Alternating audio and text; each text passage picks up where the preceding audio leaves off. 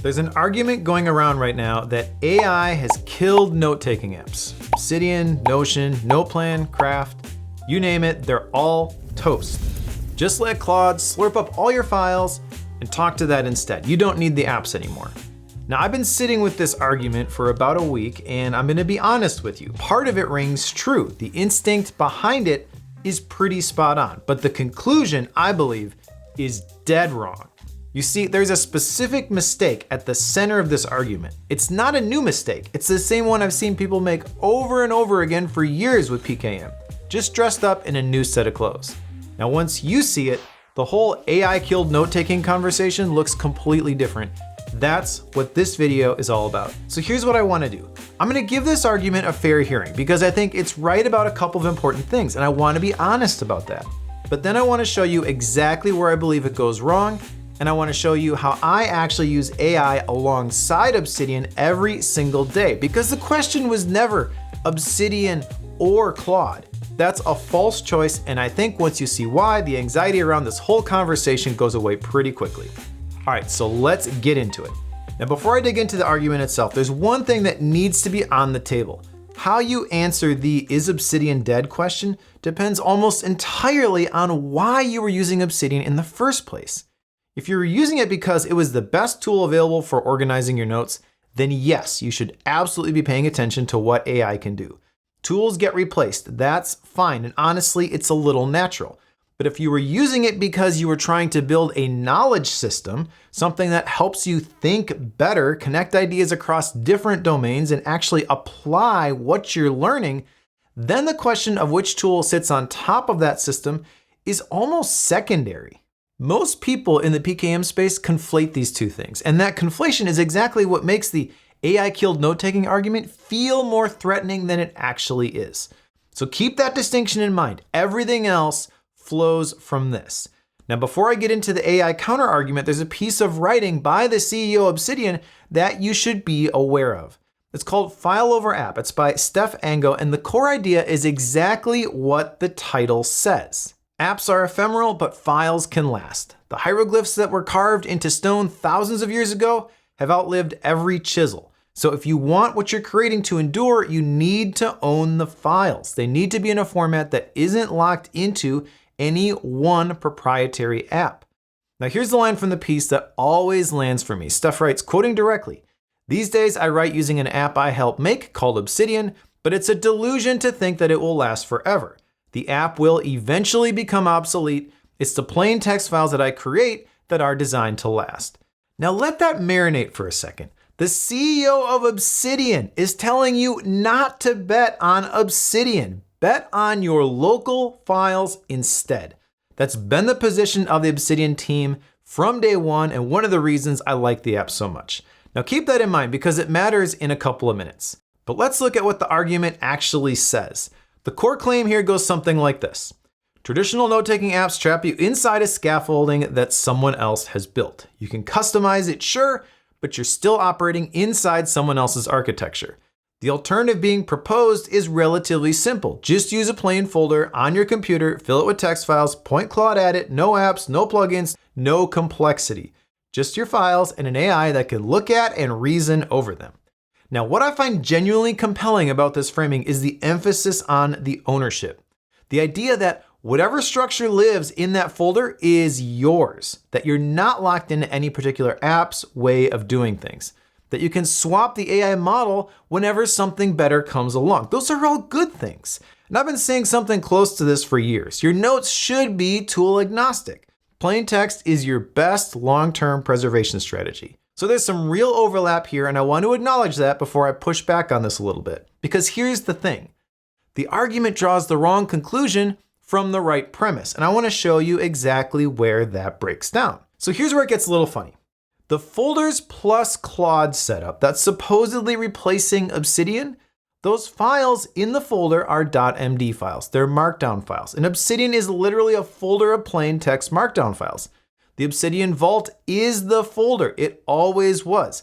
That means that those are Obsidian files. And if Obsidian disappeared tomorrow, and I've said this to people 100 times, you'd still have every single note you've ever written. You can open them in any text editor on the planet, It's completely future-proof. But you can also point Claude at them right now, today, without changing a single thing about how your vault is set up. Nothing is proprietary or locked inside of Obsidian. That's the important thing. So let's be crystal clear about what's actually being proposed here. The tool that is supposedly killing note-taking apps like Obsidian and the thing being offered as a replacement are working with the exact same file format. The only difference is the software that sits on top of the folder, which means that this is not a storage revolution, it's simply a UI preference. Now, and I want to be fair here because the argument deserves a real answer. The deeper critique isn't actually about file formats. It's about complexity. The claim here is that Obsidian encourages you to over-engineer things, that people spend more time building their system than actually using it. And that is a fair critique. It's easy to go nuts in Obsidian. It's easy to just add 100 new community plugins to your vault because they look cool. That does add bloat and complexity, and it does make it harder to eventually move out of Obsidian if you really need to in the future. But that's a critique of a specific way of using Obsidian, not of Obsidian itself. And it's one I've been making on this channel for years. The solution to over-engineering is not to abandon the tool. It's to stop over-engineering. It's to be intentional and specific with your workflows. But here's what's really bothering me about this argument, because the file format thing is satisfying as it is to point this out. That's not the real mistake. Here's what's really going on. The Claude killed PKM argument is a tool argument pretending to be a systems argument. And I think that's where it goes wrong in a way that actually matters an awful lot. A tool argument says, this app does a job better than that app. Swap it out, fine. Tools get replaced all the time. But a systems argument is fundamentally different. A systems argument says the way you think about capturing, processing, and connecting information is either working or it isn't. And that has almost nothing to do with which tool you're using. So here's the specific place the argument breaks down for me. It looks at what Claude can do. It can retrieve information, it can surface connections, it can organize structure, and it concludes that these capabilities make a dedicated knowledge management app redundant.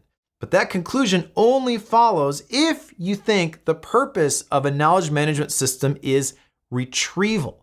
If the purpose of your PKM system is mere retrieval, then yes, I will concede Claude is extraordinary at that, better than any app that I've ever used.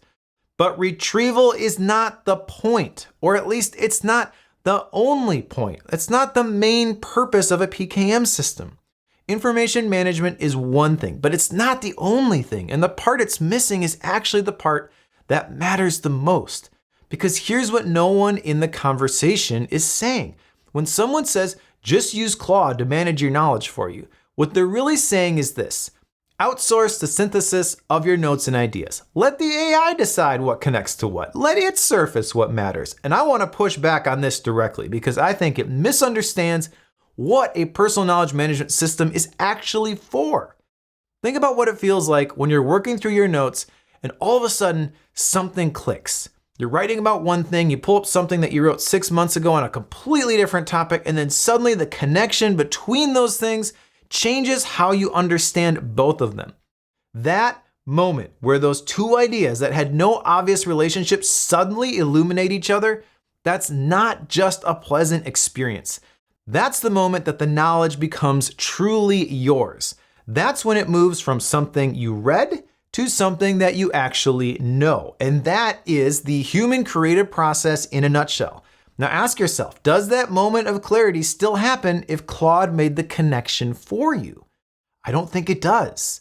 Now I'm not saying that AI suggested connections have no value.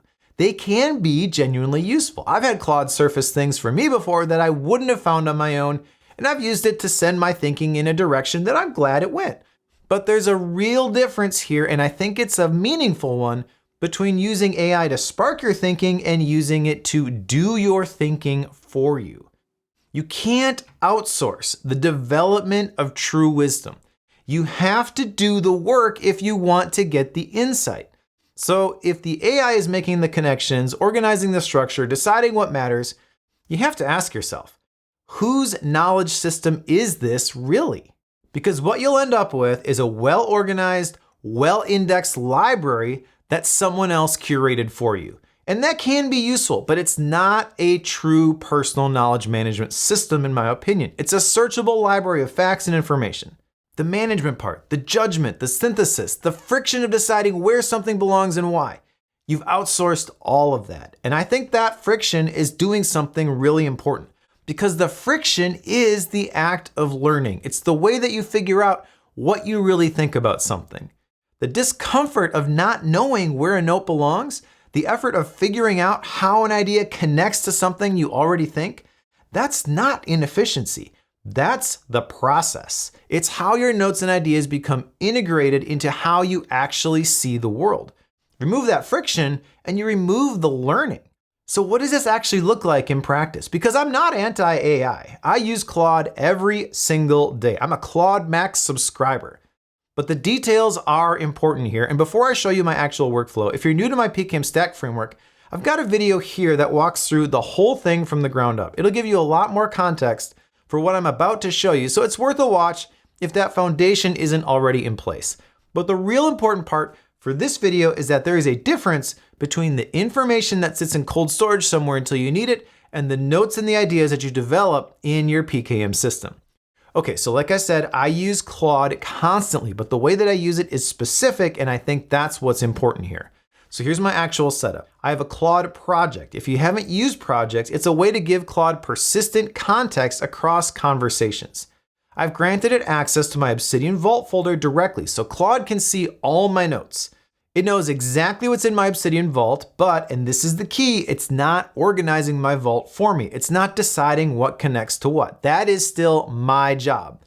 So what I use it for instead is to pressure test the thinking that I'm already doing by writing in Obsidian. So for example, I may ask it to critique a newsletter or a video script that I'm writing, like this one. I may paste in a handful of notes that I've already written and ask Claude to find the weakest part of the arguments in them. I'll ask it what I'm missing or what the strongest counter argument is. I'll ask it to generate questions that I haven't thought to ask yet. I also have Claude skills set up that help me do specific things within my notes. Tightening up a paragraph, reformatting a note into a structure that fits in my system, generating a summary that I can link to from somewhere else in my vault. These are all text operations that would take me time to do manually, and Claude handles them in seconds, but it's not doing the actual thinking.